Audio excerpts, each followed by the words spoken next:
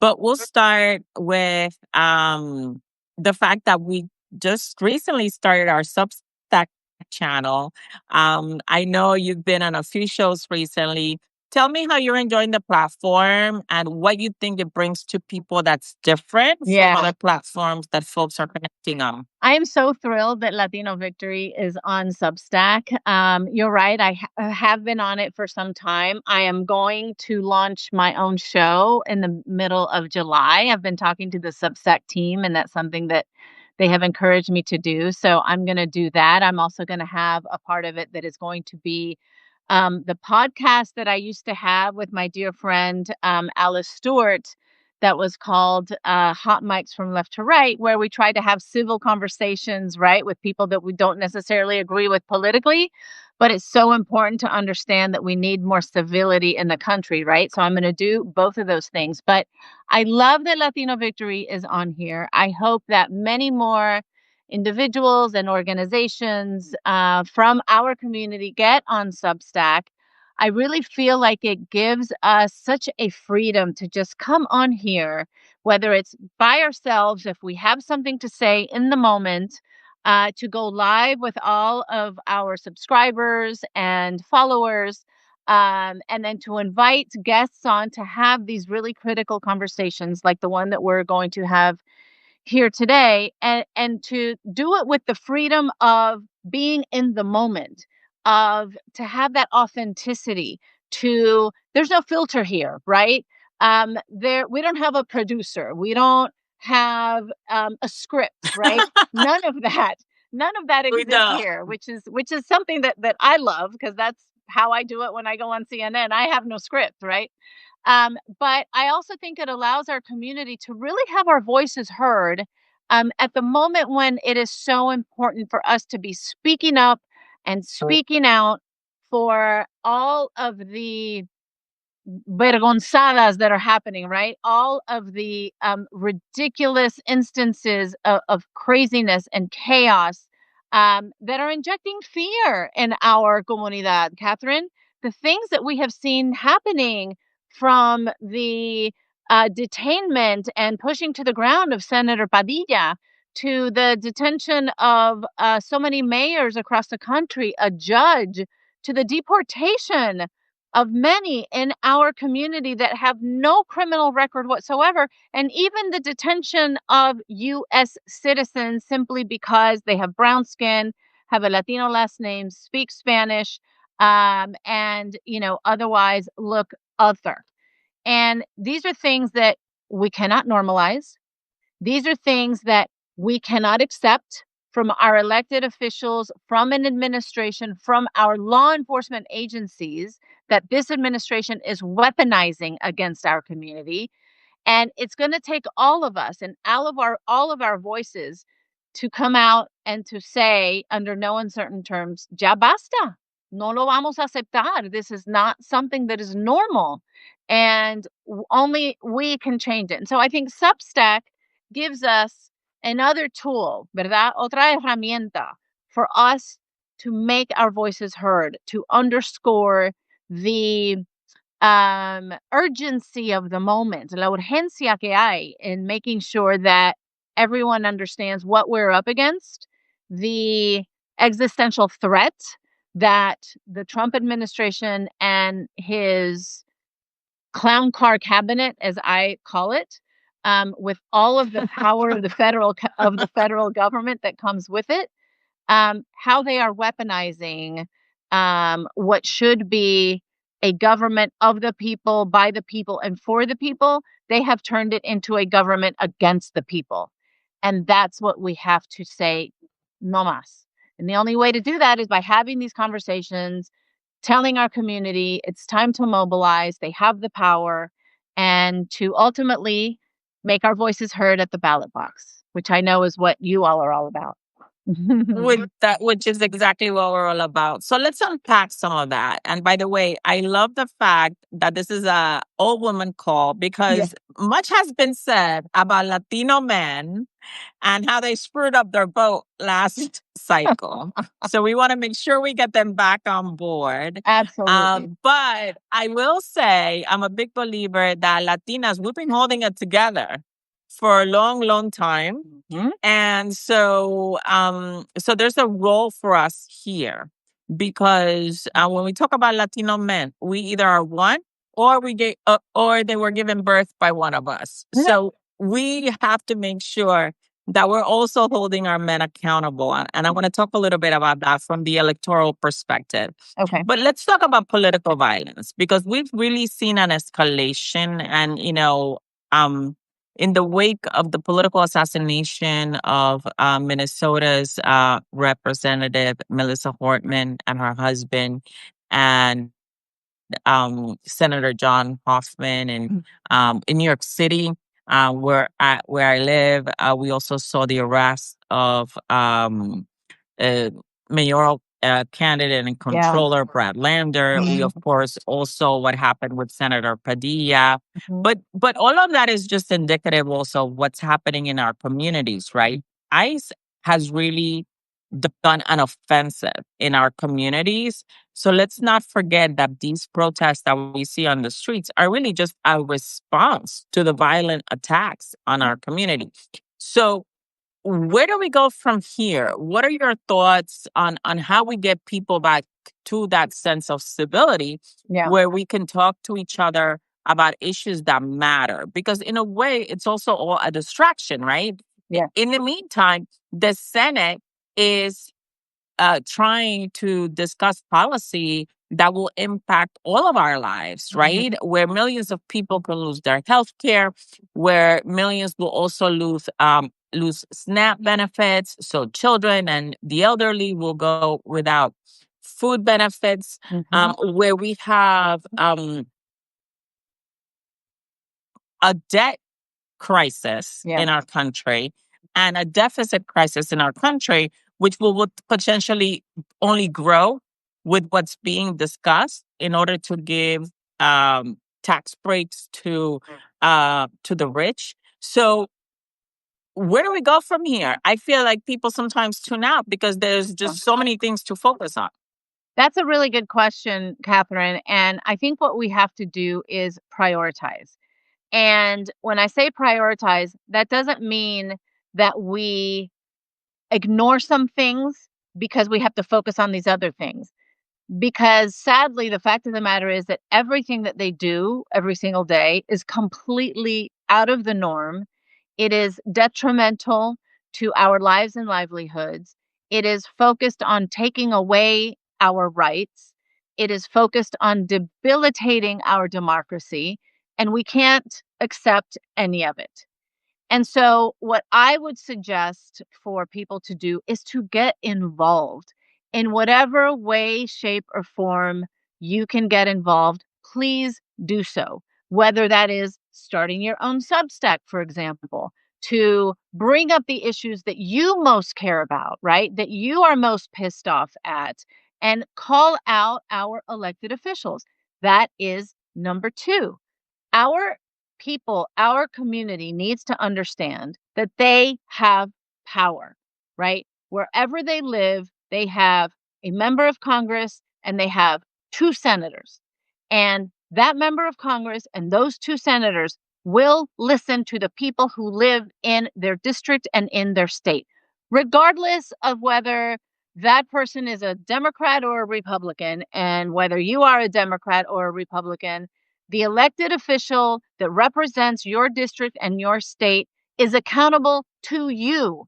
And as such, you have the right to have your voice heard, to hold them accountable, whether that's through a direct phone call to their office, go on their Facebook page, leave a comment, put something on X, on any of these social media platforms that many of these elected officials are now really trying to do a lot more of. And again, kudos to them. But it's another opportunity for all of us to have our voices heard. And let me tell you, they listen to the people that are reaching out to them, that are commenting on what they're doing. Do you like what they're doing? Do you not like what they're doing, and why? Because they understand that these are the people that are either voting for them or will vote them out of office if they don't do what's right by the community. So we have a lot more power than what we might feel frustrated by on a daily basis, because there is so much coming at us. Other than that, And, there are. and I like Yes, go ahead. and I like, Maria, how Joyce put it in the chat. Speak up and speak out. Hmm. And I know you had a little more to say on that, but we did have the No Kings protests Yes, over the weekend. that's exactly And right. so uh, there's a bright light in terms of people really getting engaged and Hmm. understanding that this is a democracy that has to work for all of us, Hmm. and that we all have a role to play in Hmm. terms of how um, the next days and weeks and the next election cycle plays out. So there's a lot of work that Latino Victory is doing in that respect to organize our communities to be part of the solution. Because at the end of the day, we could complain all we want, but politically, our agenda and our strategy can't be, well, Trump sucks. We already know that, right? Right. We already knew that coming in. The real crux of the work that needs to happen is, of course, engaging communities and then winning back those folks that might have been lost in the last cycle, really by speaking truth, right? Fighting the disinformation, and then also having bold ideas about how we fix our economy and build opportunity for all, and also build communities that are safe Hmm. and a planet that we can preserve for the generations to come, and really create an environment where we as Americans can um, live in harmony again, Yeah. and not everyone at each other's throats. So I do see that bright light, and I was excited to see so many protests around the country. Did you participate in any of them? I I'm curious. I didn't, because I had to be on the air to talk about them, which is my way I got of you. I speaking got you. out, right? But to your point, that was the other place where I was going to go, which is, you can do more than just, call your members of Congress. Find out where there are events, marches, protests, gatherings where people are going to go, as a group in community to have their voices heard, right? Whether that was like a No Kings march, we had them all across the country. And you're right, it was something that was very encouraging to see. We had millions more people participate in these marches than were at Donald Trump's birthday march, which, by the way, I do want to say, I don't want to take anything away from the 250th anniversary of the Army. I think that is something that we should all be celebrating. But I believe that Donald Trump did the Army and our armed forces a disservice by making it about himself as well, right? Because that is not something that should be politicized in any way, shape, or form. And that's exactly what he did. So it was really heartening to see And millions of that's people. not what people fought for, right? Correct. Exactly.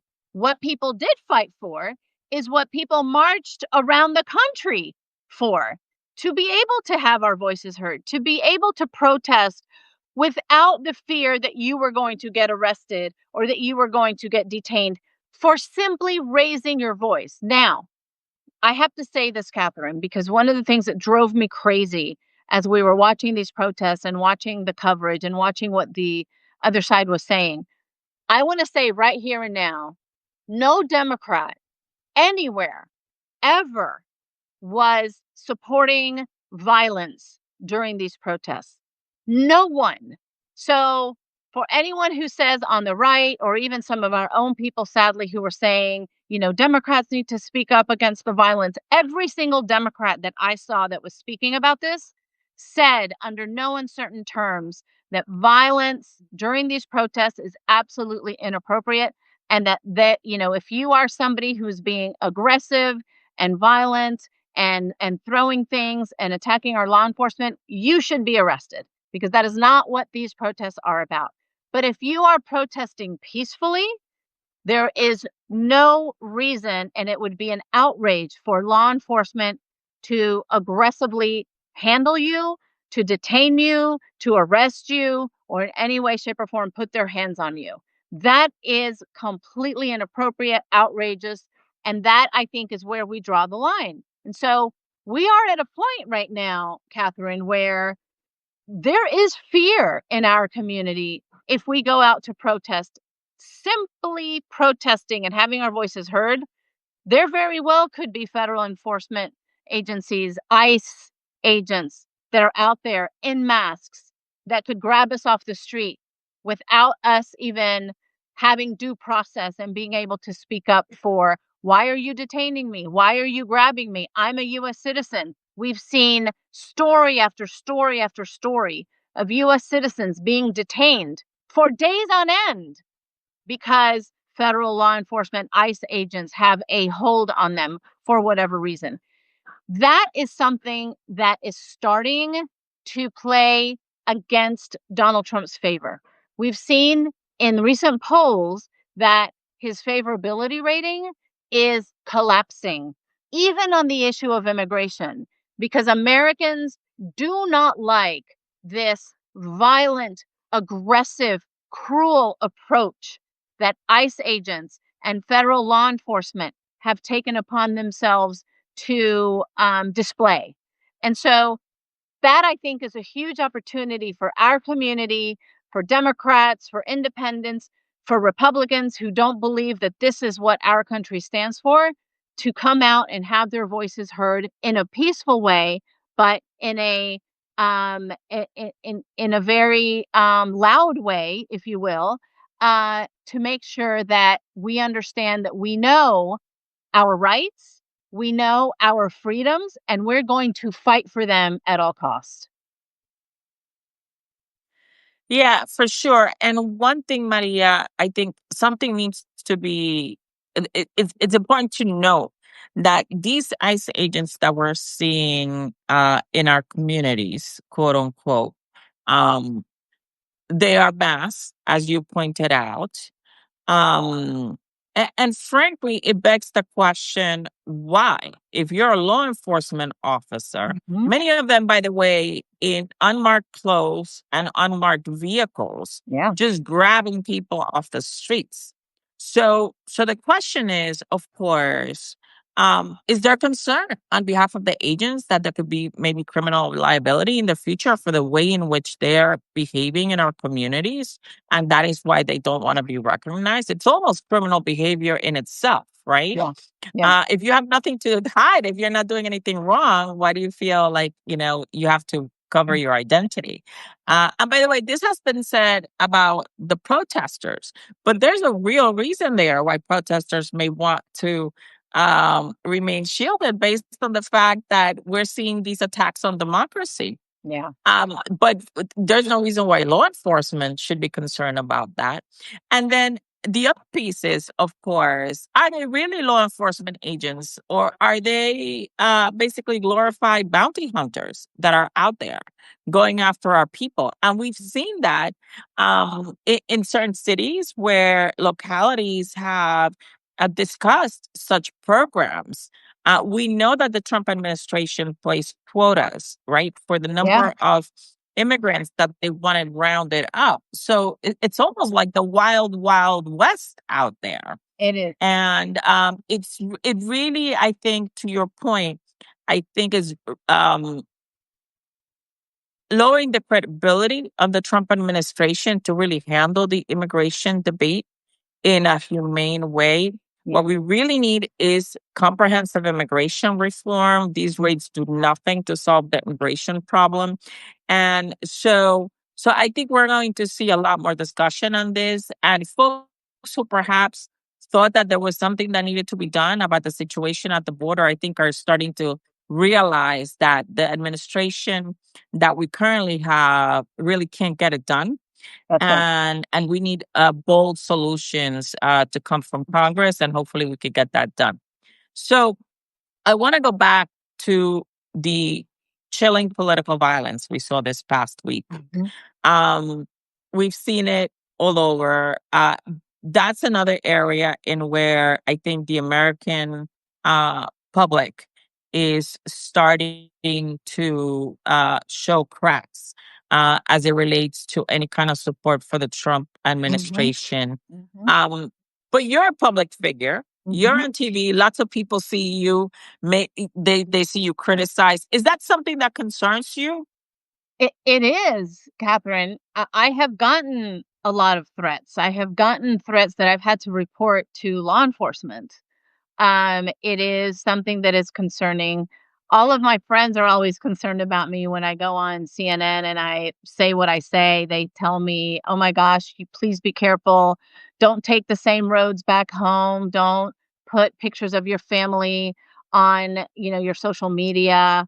It is concerning, and I get phone calls, I get hate tweets, I get emails, I get letters. I'm now not opening any random letters that I get at home or at the office. It is something that I think uh, it's never been at this level before. I don't mention it every day because I don't want my family to be freaked out about it or my friends to be freaked out about it. And I certainly am not going to change the way that I live because of it, right? I am not going to impose a level of restriction on how I live my life because that means that the other side wins, right? That's what they want. But I think it's incumbent upon all of us to bring down the rhetoric, but that doesn't mean that we should stop fighting.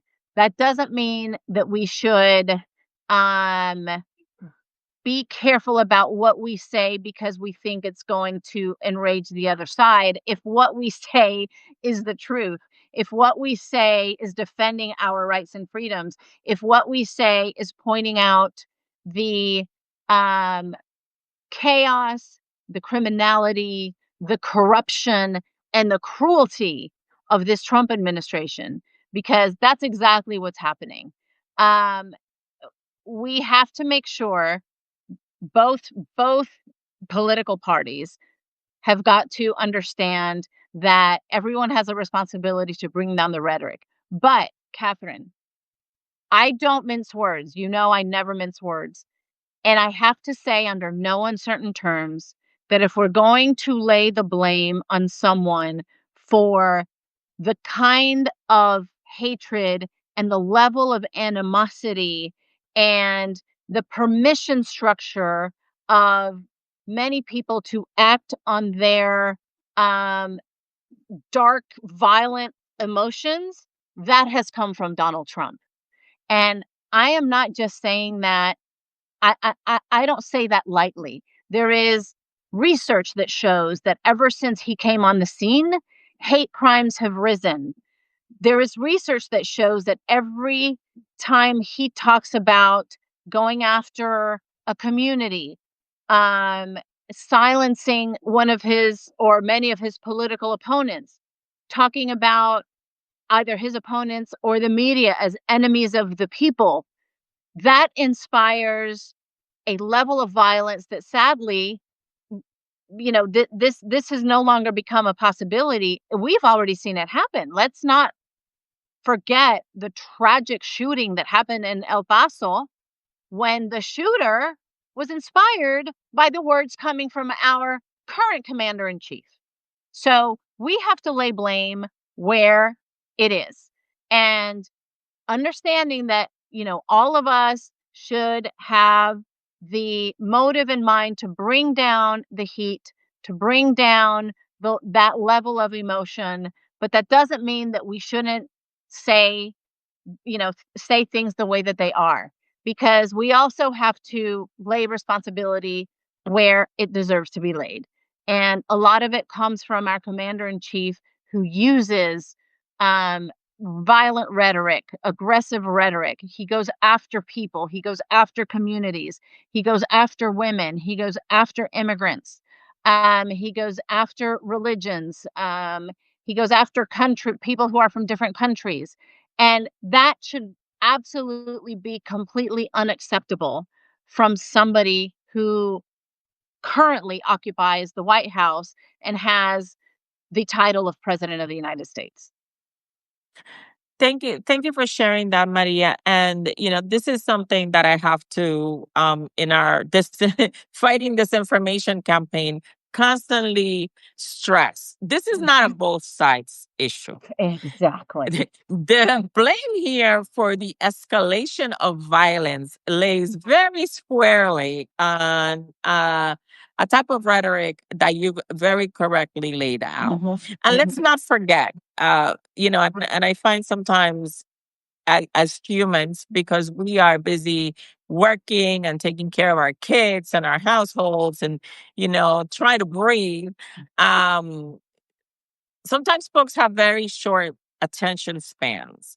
Let's not forget January 6th. This was a Ah, violent insurrection in amen. the Mhm, capital of our country where 140 Capitol police officers were seriously injured. mhm. And for that, you have to also lay the blame squarely on a president who stoked violence. And Yes. by the way, who then refused to pull in the National Guard, although Yep. the local police was telling him they should, um, because he actually wanted something to happen. Yeah. He thought that we're going to stop what the American public had voted on, Yeah. which was the election of a Democratic president. And so now fast forward, right? We go to current day America, and many folks feel that we live under a regime. So so again, I think I want to bring it back to what you said earlier. We all have a role. If we're alive in this moment, we Mhm. cannot sit this one out. Correct. And to the extent that we need to organize, we need to activate our communities, we need Mhm. to fight this information. We also need to make sure we vote. Yes. There's elections all around our country that are important, whether it's Texas or Virginia or New York. We have obviously the midterms next year. So we need to start organizing now and make sure that we do our part to get our country back on the right track. Is there anything else, Maria, that you want to cover today that you think our listeners might want to hear? Yes, and it just all stems from the conversation that we're having right now, Catherine. And I just want to underscore what you said about getting out and organizing and mobilizing, but more importantly, going to vote. Because, mi gente, our vote is our voice, and our voice is our vote. And we're never going to have the perfect political candidate that we absolutely love and adore at every single moment in time. I have always thought that it is more incumbent upon us to get out and to educate ourselves about where the different candidates stand on the different issues that are important to our community. What does this person believe? What are their values? What kinds of policies will they pass? Will those policies help or hurt me and my family? Will those policies help or hurt me and my community? And I can tell everyone under no uncertain terms that it has been the Democratic Party and Democratic candidates and Democratic elected officials that have fought for and strived and been behind policies that allow our community to live better lives in this country, to give our children better, more fruitful futures, and to be able to do that in a way that gives us dignity, that gives us a little bit of something to retire with, that gives us the ability to send our kids to college or to send them to an apprenticeship or to help them start their own business if that's what they want to do. You talked about how there's currently a bill in Congress that Republicans support that would take away health care from 14 million Americans, many of them Latinos in our communities. It would take away the ability for many in our community to make ends meet because it would take away nutritional assistance. That is literally Republicans taking food from the mouths of our children. And you have to think about this at the moment where you have to decide who you're going to vote for, who you're going to give your support and your confidence in terms of being the right person to fight for you and your families, right? Donald Trump might have talked a good game in 2024. He promised to bring down the costs of groceries, gas, and rent, but he has done exactly the opposite. The only thing that he is focused on is enriching himself and his family. And by the way, his billionaire BFF tech friends. And he's done nothing to help our community. And in fact, he's doing everything to make our lives harder. So at the end of the day, this is what we have to understand. I get why some Latinos voted for Trump. He, again, like I said, he talked a good game, but listen to me very clearly. He betrayed you. For every voter, not MAGA, who gave their confidence and believed Donald Trump when he said that he was going to bring down inflation, bring down the cost of groceries, he betrayed you. He doesn't care. He has no interest in governing. He has no interest in the welfare of our families, of middle class families, of working class families anywhere in the country. He only cares about enriching himself and his family at our expense. So we have a role to play here. Like you said, we have very important elections coming up. The governorships of Virginia and New Jersey are coming up in November. Importantly, next year, we will decide who controls Congress. Republicans have the thinnest margin in a generation.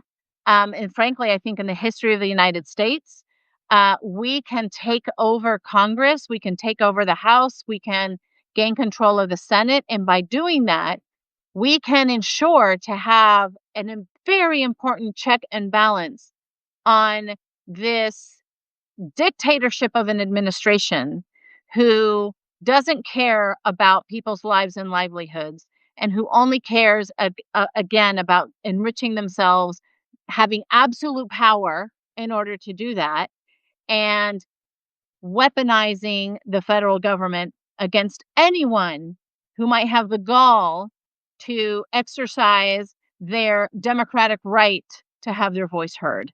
So I will invite everyone here who's hearing us and their friends to, go out, talk to your friends about how important it is to get involved. We need to get involved now to make sure that we become the architects of our own future. We cannot sit this one out. We cannot confide and believe in this man or the Republican Party again because he has betrayed us. We have to ensure that we elect people that have our best interests at heart. Thank you, Maria. And with that, I should announce that in some of our upcoming lives, we are going to be joined by some of the very candidates that are running in these battleground districts so we could win back the House next year. So I hope everyone who's watching will join us again, subscribe to Maria's channel. We all got to be in this. Stay informed. If you have any questions, concerns, suggestions, please write them in the comments, reach out. We're all in this together. So thank you again, Maria. Thank you for everyone watching. We appreciate you. See you Thank next you time. so much, Catherine. Thank you to Latino Victory. Muchas gracias, mi gente. Besos y abrazos. Ciao. Bye.